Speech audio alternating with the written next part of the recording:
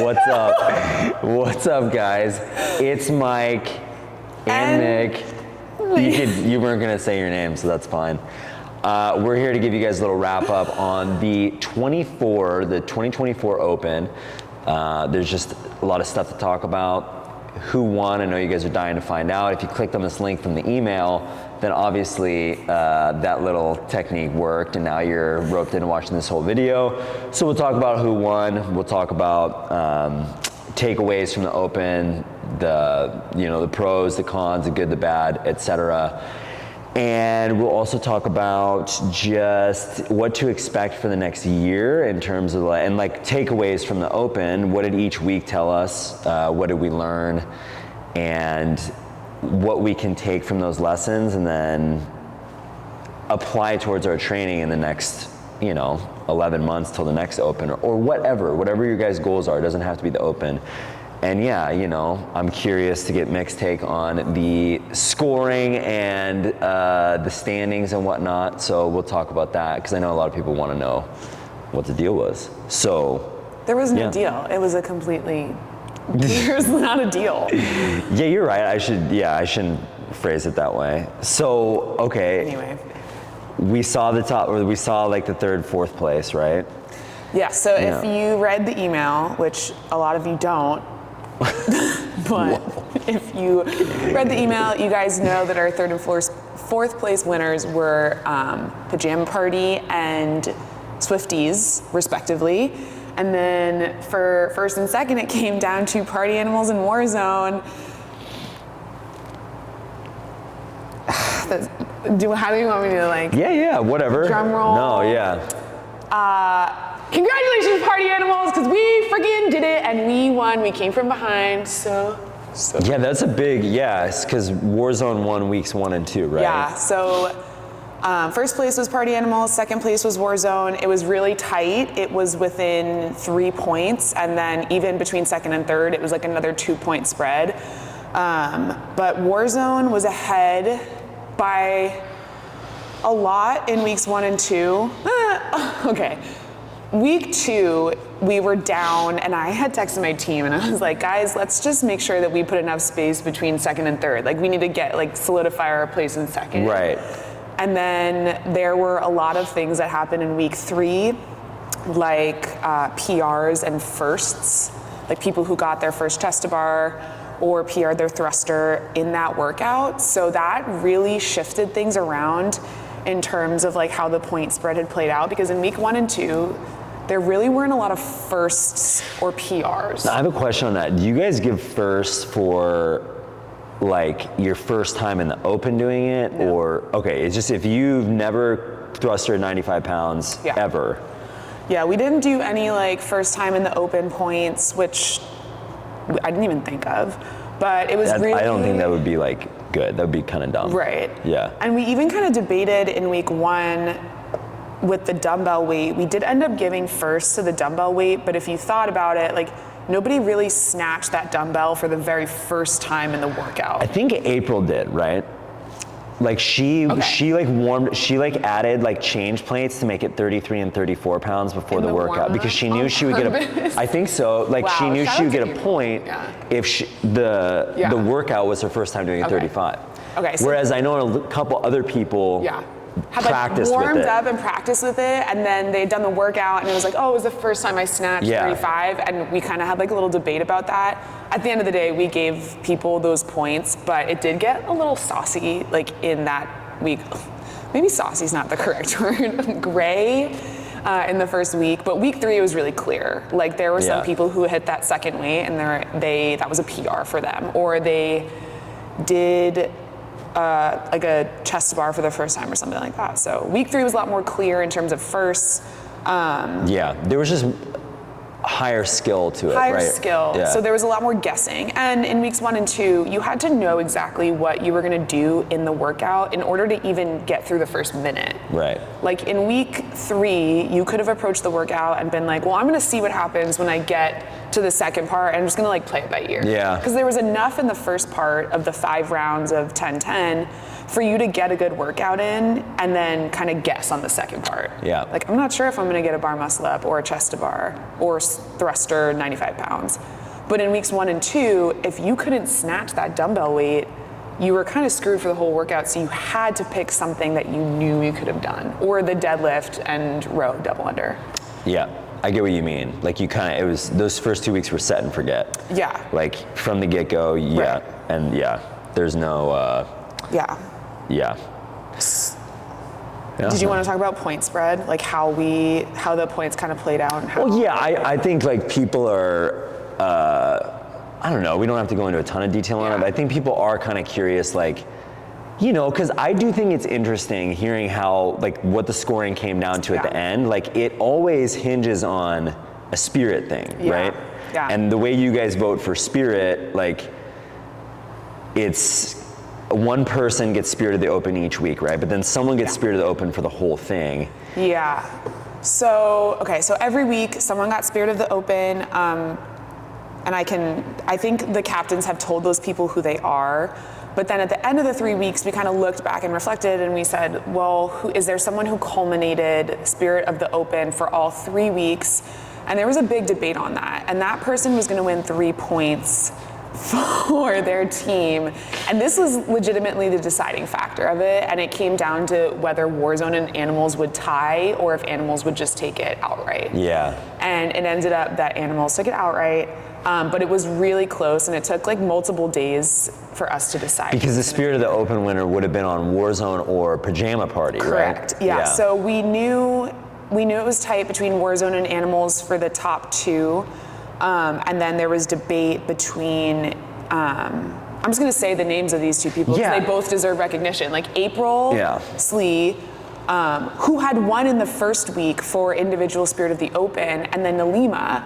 And part of, I think, like what we considered was April had already been awarded points for that category. And I think that was like what played into that last person voting, was that if we had given April Spirit of the Open for the culmination, for the whole thing, it would be like she would have gotten these big amount of points when there was someone who did like almost as good of a job as April had in terms of spirit and inspiring people and presence, and just the way that she reaches people is not the most verbal or like loud, but she ends up kind of like making an impact on you without needing to scream or shout or clap.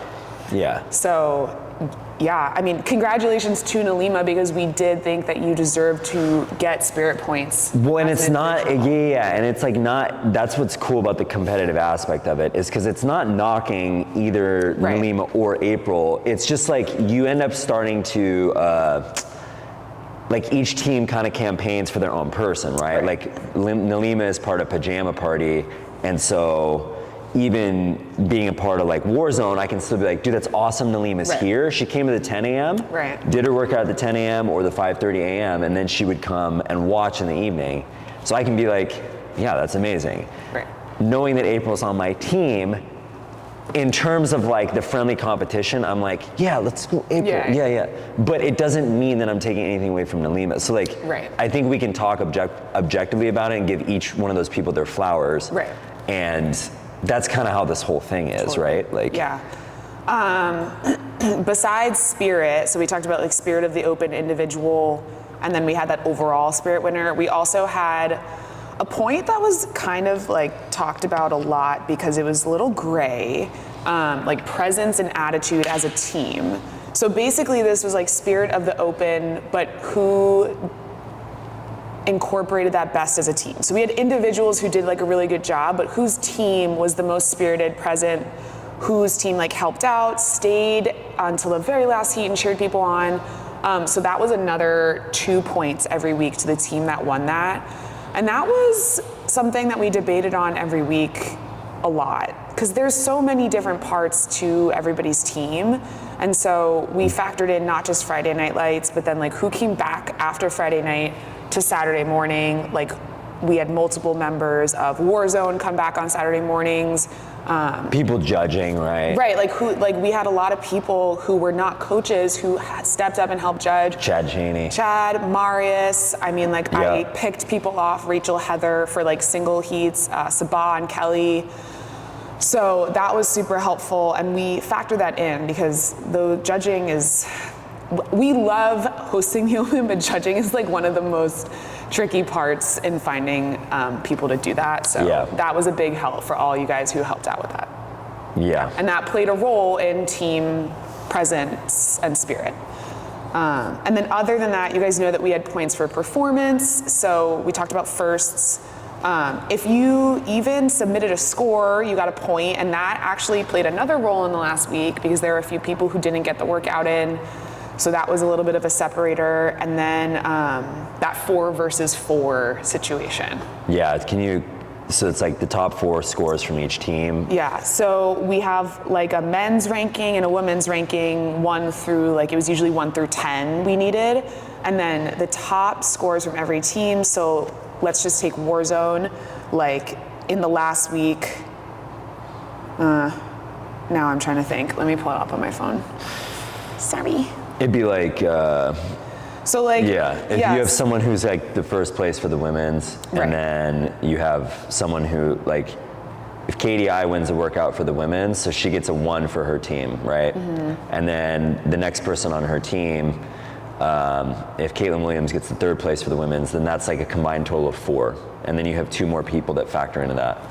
So it's the lowest total each week wins, right? Right. So like, Team Warzone, if it, Stacy gets a 1, Martindale gets a 2, then that's 3. Is that right? Yeah, so you want the lowest average, like Mike was saying. That was a spot where multiple teams got points. So first place got 5, second place got 3, third place got 1, fourth place got none. And that was a big contributor to like who led throughout the first couple of weeks. That is like a huge point. There's no other category that has that many points up for grabs. The 4v4. 4v4. Yeah. So especially in the first week, the first 2 weeks when there was no firsts or anything to play into it, like that's really why Warzone kind of ran with it a little bit. And then when more factors came into play, it got tighter at the end. Would you ever open it up to if you had more people doing it? Like the past couple of years, we've had 60 plus. Mm-hmm. So we've had 62 this year. We had like 69 last year. Yeah. Can we cut that part? I'm so stupid. Nobody's arguing. Yeah. So if we ever got up to like 80, 90 people, would you open the 4v4 up to a 5v5 or 6v6? So more people are factoring into that component of the scoring. Yeah, I mean, to be real, if we had 80 or 90 people, we'd probably need 5 or 6 teams. Oh, interesting. Yeah. Well, can you imagine 20 people on a group text? Like, it's not much different than like 16 or 17, right? Would you do more teams, or you would do just more people factoring in the 4v4? Because 6 teams is a lot. Yeah, I think 5 teams would be fine. Yeah. It does get dicey though, like thinking of a theme that doesn't interfere with anyone else's theme and that's like different enough from like Pajama Party and Animal House were pretty similar because you guys both wore like furry outfits and stuff. I mean, right? He's been giving I couldn't shit tell. for this all 3 weeks. I'm sorry, but a lot of you guys were in onesies each week, and I was like, I don't know whose team you're on. Yes, a lot of people who wore pajamas wore onesies because those are fun and they're very like classically pajama. But then there's not a lot. Like you can wear animal print, but then a lot of animal costumes are onesies too. So that's not confusing. But like even when we were deciding, like I had a theme that was kind of too close to Katie's, and that factored into why I went with party animals and whatnot. So I think 5 teams would be like where we'd have to cap it if we had 80 or 90 people show. Yeah. But yeah, I think we could go up to like 20 people per team. 20 per team. Yeah. That's good, dude. The big thing is like having over 60 people do the Open is a huge deal. And like, I didn't really realize that until I looked at the affiliate participation leaderboard.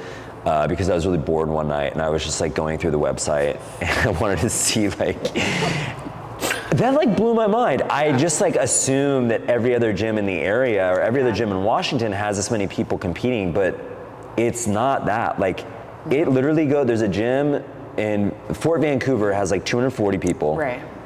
Yeah. University Place in Tacoma has like 140, 170. 160, 161. And then it drops to like, the next is like 70. Right. And then we're 62. Yeah. And then there's like 40 gyms below us that are like under 50. Yeah.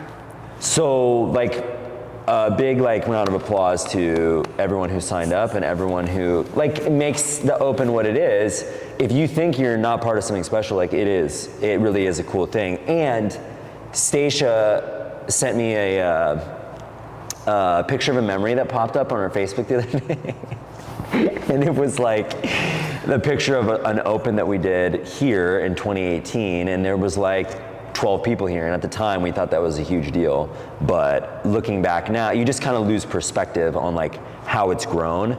And every year you think, oh, it can't get any like cooler than this. But I mean, people came that weren't part of the Open in week 3 and they were like, dude, this is pretty like electric and cool. So, you know, granted, those people are friends with me, so they have reason to try to like gas me up about it.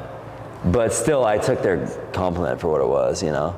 Yeah, Anyway, sure. I think it's a special thing. Do you feel weird that you weren't a part of it? Like competing? Yeah.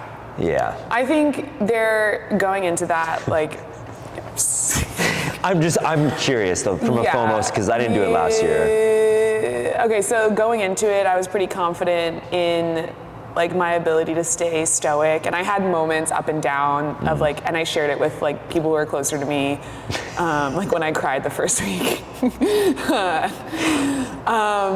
That's good for those close to you. Like, lucky them that they like caught that from you. Yeah. Yeah. Wow. Anyway, yes, I was. Was the third workout the hardest? The third workout was the hardest. There's a skill thing you're good at. There's a skill thing that I'm good at, but it was also the most fun. Like looking at weeks 1 and 2, I wouldn't say that those are fun. Yeah, I meant to ask you. Did you think the Open was cool this year or no? Okay, yeah, let's get into this. Yeah. So workouts 1 and 2, while maybe like everybody was like, oh, this is in your wheelhouse for week 2 because there was an erg in it, or rowing, sorry. And yeah, while it was in my wheelhouse, I don't look at that workout and like on any random Wednesday, like get excited about that. It was a good test and it would have gone well for me, but I wasn't like hyped. Yeah. Whereas workout 3, I'm like, oh, that's fun. You kind of have to like game it a little bit more. You have to, I don't know, it just seemed more like I got excited to do that stuff. Yeah. And even though, I don't know, I wouldn't say that that's any more in my wheelhouse than a rowing double under workout. I just found that workout to be more appealing. Do I think that the Open was a good test? Yeah, looking at all 3 weeks, yes. I do think that the hip hinge in both week 1 and week 2 was a little bit too similar. Like Deadlift, dumbbell snatch. Deadlift, dumbbell snatch. Like I like the dumbbell snatch because it's a little bit more universal. I think the deadlift weight played into people's choice of if they were going to do RX or not. I think a lot of people can do RX with that dumbbell weight. Yeah. Maybe if the barbell movement in week 2 was like a power clean, I don't know. Something. I thought about that more, too. Yeah, if it was more complex and just a deadlift. Yeah. I don't know what it would be because I do like the combo of dead row double under. I also like the combo of burpee snatch. I just think that they were so similar in terms of like people left and they were like, oh, my legs and my low back really hurt. Yeah. Like I think it was a good workout overall. I think they were both good tests, but could it have been like something a little bit more different? Like a dumbbell clean and jerk would have at least gotten like some shoulder to overhead in there in the first week. I don't love dumbbell clean and jerk, but yeah. Yeah. That was like my one complaint. Right. Did you think it was a good test? Well, yeah, I mean, yeah, I liked the lower barrier to entry aspect of it, right? Like there wasn't, that week 1 was pretty similar to week 1s that we've seen. dumbbell snatch burpee. Like we've done dumbbell snatch burpee, box jump over. Yeah. I guess there was no upside down. There was no inverted handstand stuff this year. So that was interesting. Yeah. But like, I think it kind of went back to its roots of, I mean, there was a year where there was 7 minutes of burpees as week 1. Right. And then they just kind of progressed the skill each week. Now they technically did that. Like technically adding in a double under is like, a higher skill. is a separator. Right. Versus week 1 is just a go, go, go. Yeah. Right? So like then you have to actually, okay, how do I pace this? Week 1 wasn't a very heady workout. Like you kind of can just go. If you have the gas, like you could just motor through it. Yeah, there was no like, you could pace it, but at the end of the day, it came down to like light the fire and keep it burning. Kinda. And like, I think the takeaway from that was like, yeah, people that are good at moving their own body weight are gonna be good at burpee stuff. Like that's just, but if you didn't have a strong posterior or like your back wasn't strong, it highlighted that on weeks 1 and 2, like for sure. And I think that's different than years in the past in the open where there's usually something squatty or like, you know, below parallel the first couple weeks. There was none of that till the thruster. So yeah, I think it rewarded people who have stronger backs and like are also good at moving their own body. Right. But yeah, I don't know. I thought it was a good test in that sense. And it's just interesting because there are a lot of people who are good at burpees, but they got, you know, kind of crushed on the dumbbell. And vice versa, there are people who are great at dumbbell snatching, or that weight is like light. A toy to them, and then they get crushed on the burpee. And so it's like, that's a very clear workout to me. Agree. Are you strong? Can you move your own body weight? Okay, you're stronger than you are, like your absolute strength is higher than your relative strength. Right. These need to even out, right? And then week 2 is like, I don't know, like you really had to, that rewards a person who's obviously strong enough to handle the deadlift and skilled enough to do the double under, but then you need to pace in a certain, it just shows where your like aerobic threshold is at. Yeah. Right, which is like your 20-minute, your max capacity for 20 minutes. Because that gets to the point around minute 9 to 11 where you're just like, fuck, this sucks. Yeah. And you kind of have to like exist in that space for a while. So it's not truly like a aerobic thing. Sure. There is like a threshold aspect to that. Yeah. And then how do you keep up with the skill of the double under? Yeah. Yeah.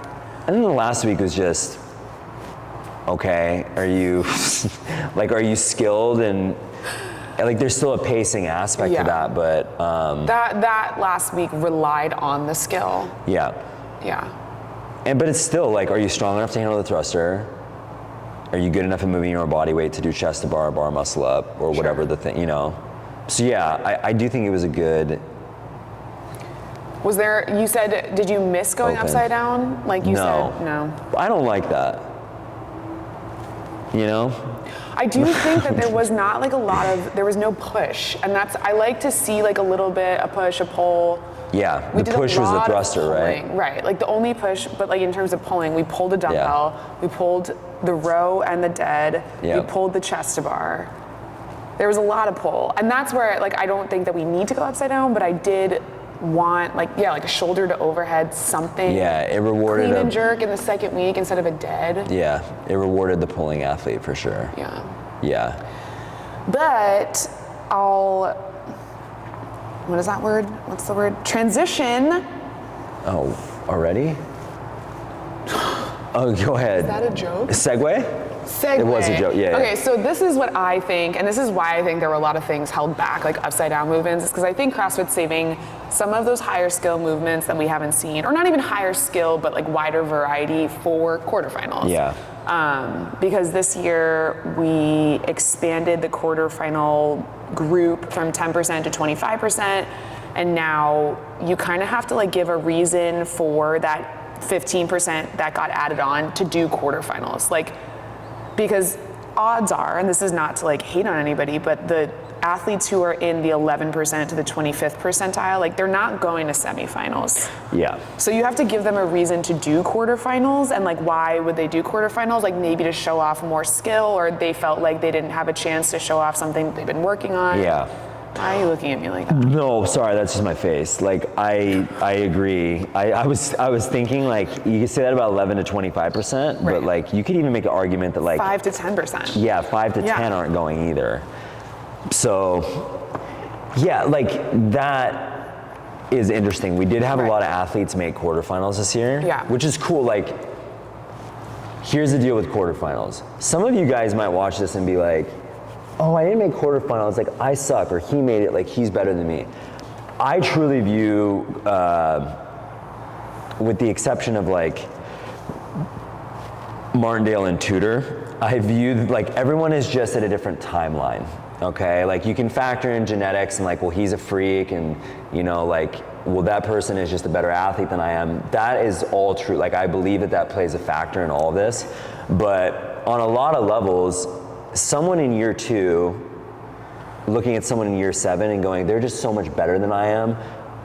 No, they're just 5 years ahead of you. Like, and that's really how this goes. So when we talk about quarterfinals, I don't want that to take away any aspect of what someone in year 2 accomplished this year that didn't make quarterfinals. Like, it's just, like, I do want to highlight those athletes and congratulate them because that's honestly pretty cool, even expanding from 10% to 25%, because that's what, it's 15, we had 15 people make it out of 62 that signed up. 24%. But I'll also like add on, it's a testament to the people who have stayed from year 2 to year 7, because it does take a certain amount of grit and resilience to like be in the gym from year 2 to 7. Yeah. So there is like an impressive point, not just because they're like good at the open, but also that they've stayed in here and like followed their nutrition and accessory and habits of just like coming to class 5 to 6 days a week and doing what they're supposed to do. Yeah.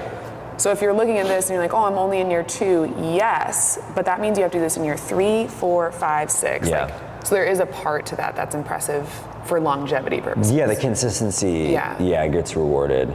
But yeah, like let's just shout those athletes out. So yeah, Nick Martindale, Tudor, Caleb, Kelly, Sabah, Marius, Levi, Davis, right?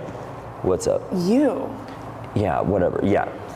And then for the women, you had Stacy, Katie, Caitlin, Lindsay, Stacia, and Rhiannon made it. So that's 9 guys, 6 gals. What's he say? He said the way that. Oh, yeah. So yeah, that's pretty sweet. Like quarterfinals, I'm not trying to like blow smoke, but when we did it in 2022, it was fun because you're top 3%. I was able to work out with you, and it was fun for me to do the workout. Yeah. This year you're hurt, you're not doing it. So I have less incentive to do I'm doing it not with the hopes of going to semis. Sure. You actually had like a stone's throw's chance at going. And so it was cool to do the workouts with you. Yeah. So what would your advice be to someone who's like, because in theory it'd be cool for all of us to get together and do it on a Saturday at East. And like they usually release the workouts on Thursday and then you have till like Monday to do them all. But you have to release, you have to. Sunday at noon. Sunday at noon. Yeah, so it's okay, so here's the cut and dry. Like the same advice that I told people when we were saying like why you should sign up for the Open is the same reason why these 15 people should sign up for quarterfinals with like a slight twist. You want to test your higher skill movements from year to year and see how you're progressing. So even if we're not doing like ring muscle ups in the gym in our daily programming, like we are doing push and pull and strict movements and things that are going to add to your ability to do that skill, or even if it's something like handstand push-ups or something like that, you want to see how you fare in some of like the higher skill or more advanced movements from year to year. It's cool data.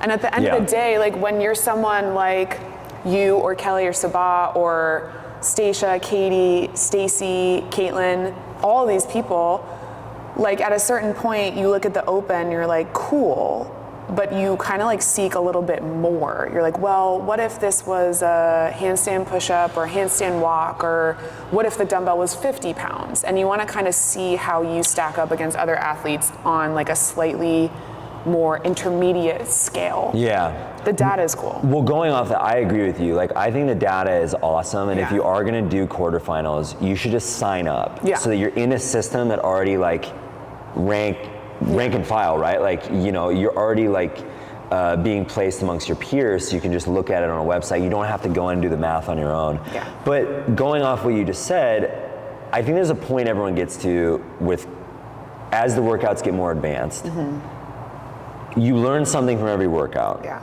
The nice thing about the Open this year was you can learn something from week 1 and week 2 and not have it hinge on a skill thing. Right. Or like, well, I can't do a handstand walk. Right.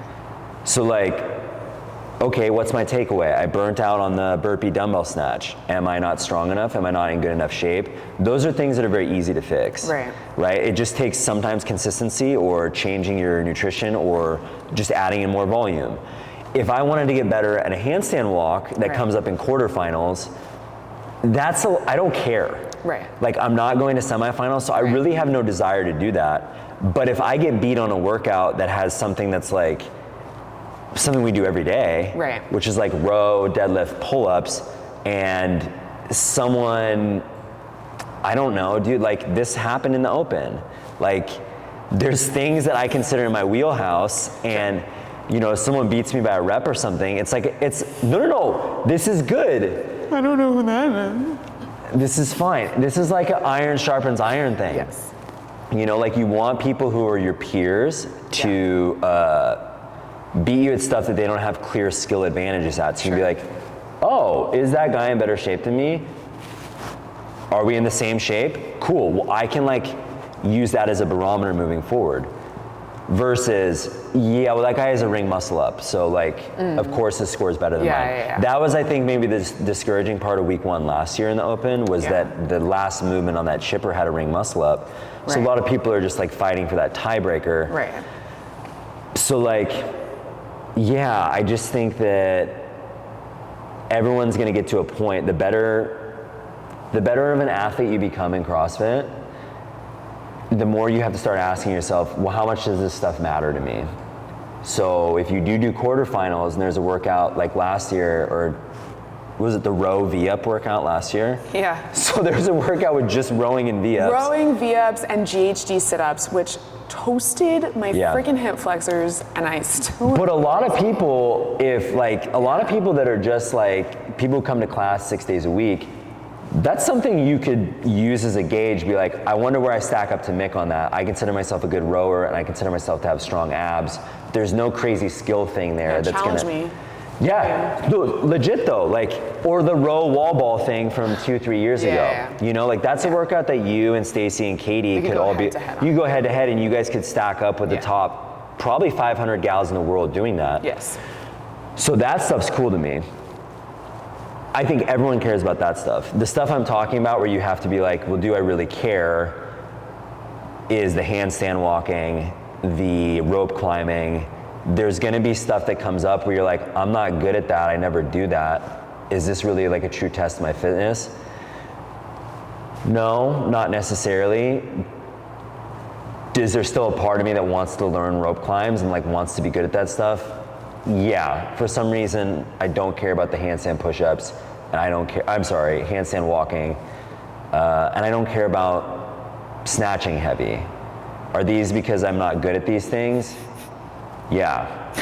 So, but this is my point. Like, everyone has a little part of their ego that's like, I want to get good at that, I'm not good at that, or I don't want to get good at that, like I'm so bad at that, I'm just gonna avoid it forever. I've avoided those two things forever. From the time I was, why am I speaking like that? When I was 19, dude, legit, I just felt really old saying that. But like, yeah, from the time I started doing CrossFit, I was just like, I'm not good at snatching a barbell. Like, I like cleaning. And when I look at guys in the Olympics who are snatching 200, 250 pounds more than I am, who weigh 70 pounds less than I do, it's discouraging. And so I'm just like, well, what's the point? So, versus if I see a guy doing a 2K row who's like, you know, rowing at Rutgers on some scholarship and he's pulling a 602 or I was just thinking of a good rowing school. Then I'm like, Because you have a list of those. I don't know, isn't rowing bigger on the East Coast? Rutgers? Right? If whoever's watching this from Rutgers, I was giving Rutgers a compliment. Yeah, right? I don't know, just I'm saying like, if someone's a really good rower, I'm like, oh, well, I compare myself to that. Sure. Not that I am a good one, but like, that's more practical. Are you convincing people to sign up for quarterfinals or not? I don't know what I'm trying to do. I think I'm just saying like, there's just a lot of stuff that can go through someone's head on whether or not they sign up. Yeah. I think you should sign up. I think quarterfinals workouts are fun. There have been workouts where I get to and like a large majority of the workout is just me failing, but then I learn, like for me, that fires me up. It makes me sad and I cry about it sometimes, but for like the most part, it fires me up and it gives me something to work on. And it gives me like, when we're doing strict press in class or push press in class, in my head, I'm like, dang, like this is gonna make me better at my dip when I come out of a ring muscle up or when I'm handstand walking. No, dude, I thought of something though. This is a good example. That year that you had to do that clean and jerk. He's gonna try and like help like soften the blow that he just gave me. This made me think of something. This made me think, your clean and jerk in whatever, last year? Yeah. I remember judging you on that. Box jump one. Clean and jerk box jump. Yeah. You had to work up to 185. 185. Okay, so that's 275 for a guy. Yeah. I can't do that. Yes, you. Nope. Whatever, we're not. I can't. Watching you do it, I was like, okay, I think I'm just gonna tell you what goes through my head. As a fellow athlete, I'm like, Mick's in better shape than I am. She's gonna be 97, 98 percentile. I'm lucky if I can get into top 10. I've accepted this. When I watch you do something that's like a strength movement and the guy's equivalent would be 275, right. I start to be like, can I do that? And then I start to think, wait, well, why can she do that and I can't? And then I'm able to like actually gauge myself off of you and be like, so I was really good at body weight stuff this year. Right. Was I not strong enough? Okay, well, what do I need to do to get stronger? And then that's kind of how you can like put more energy into the next cycle that we do. So like, for example, this year with that pull-up thruster workout and the bar muscle up, every year that comes up, I come out, I do chest to bar butterfly pull-ups, and I burn myself out. And then when I get to the 135 thruster, the bar muscle up, I literally have no energy.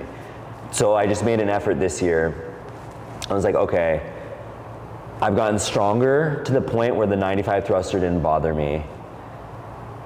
And I just did my chest to bar pull-ups as normal kipping pull-ups. So I'm trying to control my heart rate. I'm trying to take advantage of the strength that I've gained. Once I got to that 135 thruster, I was glad I'd saved energy, but I'm still reminded that I'm not strong enough when I'm tired to do 7 thrusters in a row at 135 and still jump up on the bar and do bar muscle ups. So it's still kicking you in the ass in some way to be like, you did better this year, but you might want to put more effort into your strength cycle next time and get your front squat from 300 to 350 if you want to handle that 135 thruster better. So like all these things are correlated and, you know, like interwoven. So like when I watch you do that 185 clean and jerk, I'm like, well, what is Mick deadlift? What is Mick shoulder press? Okay, those are things that she considers herself weak at. Why is she good at picking weight up off the floor and getting it to her shoulders and getting up overhead? Is she just a more explosive athlete than I am? You can start having these conversations. You're like, hell yeah, I am. But you can start having these conversations with yourself. Be like, what do I need to do this year? So for those of you guys that handled the deadlift or the snatch or the thruster really well, but you struggled with the body weight stuff, I know we always talk about this, like a lot of it is technique, but some of it is just being lighter or being stronger. Like it goes back to really simple things. So if we do a hypertrophy and strength cycle in May, and right now we're in a conditioning cycle, I'm using this time in a conditioning cycle to be lighter. I'm trying to lose weight or lose body fat each week. And yeah, part of that is because summer's coming up and I'm probably not gonna take my shirt off once, but you never know if you're invited to a pool party. You go to pool parties much? Nobody's inviting you to a pool party. Davis has already invited me. Cool. You didn't get the invite. You didn't even know about it. That's Nope. even more embarrassing for you. Wow. But like when I start the strength cycle in May, I'm gonna have to make a decision. Do I wanna put on some weight? And do I wanna actually like get my lifts higher, knowing if I get my lifts higher and I put on muscle, then I can cut myself down to a point where I'm stronger and leaner than I was last year next Open. Good segue. What? What? We're gonna talk about the next cycle. Yeah, I just kind of segued it myself, yeah. That was clean. Nice. Thanks. Yeah, do you have something to add on that? No. Oh yeah. But yeah, I don't know. I understand if you're bitter, you're not doing the cycle because you're doing your own programming right now. Because you're hurt. There's so much to go along with this right now. Dive into it. Dive into what? The cycle. Davis's pool? No thanks. I don't know if Davis's pool party is actually happening. He and I have talked about it like briefly. Yeah. Well, yeah, all right, fine. Or maybe I'll just go down to California in July because my aunt and uncle are having a 50th anniversary party. Nobody cares. So I might be at the beach. Anyways, you guys, yeah, the whole like cycle is correlating with the Open. Mick kind of already hit the nail on the head with it. Like, there's no surprise that the people that are consistent see the most change like year to year in the Open. And like, you know, there were people who didn't make quarterfinals last year and I was like, just wait, like you'll have your time to do it. And they were maybe in year 2 of doing the Open, and then in year 3, it's like it unlocks that new door. And I don't know, the part I like as a coach is watching people who I know are gonna be better than I am and kind of like, you know, watching that rise. And then it drives me, but I also know I'm genetically capped at a certain point. So looking at people who are like genetically more gifted than I am and knowing they can reach further than I've reached with this stuff, that's like motivating for me, you know? But yeah. Cool. We don't have to spend too much time talking about the cycle. Well, now you guys know what the next cycle is. It's a hypertrophy strength mix. So if you're hating on this cycle, or if you're wondering when it's going to be over, don't worry, it's coming up. But if you're really liking this cycle, savor the last couple weeks, because we're in week 13, coming up on week 13. Yeah. And Yes. we'll probably go for like another 3 or 4 or 5 more weeks. You said May. It'll be 17 weeks total because we had a deload week in there. Right. So there was 8 weeks, deload another 8 weeks. Yeah. But this cycle has changed a lot. Yeah. So thank you. I do want to talk about that for a second. Those of you guys that like this cycle, right? If you're like, this is like, this is kicking my ass. This is classic CrossFit. Like we're going back to like, the roots. I love that. Like I love that people like it. There's going to be some people who are more partial to what we did before, where it was more like Mondays lower body, Tuesdays upper body, and it was just a little more classic strength and conditioning with an aspect of CrossFit. Like we'd still do hang cleans or snatches here and there, but now it's like almost every day there's some sort of Olympic movement, there's some sort of gymnastic thing. And so, what we wanted to do was just see how that works compared to the first 8 weeks of the conditioning cycle. The volume and the intensity, meaning the amount of weight you guys lift throughout the week, and the intensity just in terms of like how fast you guys are trying to move through the workout, that's what stayed the same. So regardless of the movements, whether it's snatch, burpee, box jump over, and toe to bar versus row, kettlebell swing, standard burpee, like you can make these two things the same even though the movements are different. What you have to do when you start doing more CrossFit style stuff is it is a little more taxing on your joints and your nervous system. And so this is where, you just have to be more on point with your recovery and stuff if you are adding in these higher skill movements each week. But I haven't been like destroyed from a specific leg day yet on this new wave that we've been doing, but that's because the leg stuff is sprinkled in every day. Whereas before it was just Monday, Thursday. So like, there's just different ways to skin a cat, and I guess this new cycle is, it's just a different way of getting the volume in. You know what I mean? Yeah. But I know you were looking at this being like, oh damn, that kind of makes me jealous, like I want to do that stuff. Yeah, well, I think like you said before, like there are people who are partial to the way that we had it before in the first 8 weeks, and then there are people who just enjoy this one more. Like I also liked our strength cycle last summer. There are just things that you vibe with more that make you feel good, and I love doing classic CrossFit. Yeah. But I know that every other cycle or every other style has a spot and a place, so that when I do get to cycles like these, well, not right now, because Mike just pointed out that I'm freaking injured. But in the future, that like those make me better, because you can't just do it all year round. We've talked about this in like other podcasts or whatever, other videos, that it's just not sustainable. So that type of training all year, like that. Yeah, like if we did what we're doing now for the next like 16 weeks or even like all year, which is what I was doing before, it's just not what's best for you. So. Taking it in like these little chunks, you just have to savor what you like and know that it's gonna come back around. Well, yeah, and this is the last thing I'll say on that. Like the crazy thing about like programming and stuff is you could, in theory, do the same stuff we're doing now and turn it into a strength cycle. But for example, you wouldn't have 2 conditioning evolutions. Right. You'd have like the strength movements we're doing, then you'd have accessory strength stuff. Right. And then you'd have like a conditioning workout. At like lower intensity. At lower intensity. Instead of right now, there's 90. 2 strength movements, and then 2, if you're doing the accessory stuff, you have 2 conditioning segments that are each 90%. Right. The movements can stay the same. Like you could still do, like what's an example? Okay, if you wanted to turn it into a hypertrophy cycle, you could do 3x3 bench press, 3x3 back squat, and then you have a segment that's like 3x8 ring dip, and then there's like 3x8 pistol each leg. You know, you're not doing these in a conditioning format, but you're doing super CrossFit-y stuff that's set up in a way to where there's like a hypertrophy benefit to it. Sure.